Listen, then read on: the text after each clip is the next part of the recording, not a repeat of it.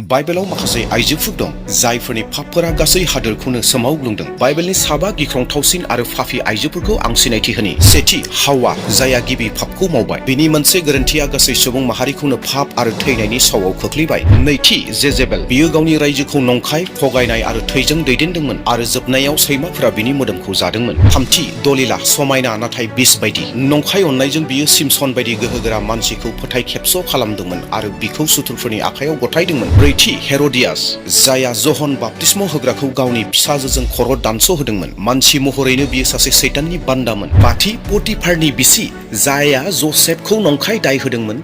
बिनि लुबैनाया सासे दाय गैयै मानसिखौ जोबथेसालियाव लांदोंमोन। बे पापी आइजोफोरा दिन्थिदों समायना, थगायनो हागौ, नाथाय पापनि फिथाइया जेब्लायबो गिलु बालु। पापखौ गोदै नुयो, नाथाय बिनि जोबथाया जेब्लायबो जोबस्रांनाय। बाइबेलाव गोबां आइजोफोरखौ गाज्रि होननानै सिनायथि होदों, नाथाय दिनै साबाखौल' सिनायथि होग्रोबाय। Subscribe, like, शेयारखौ दाबावसै।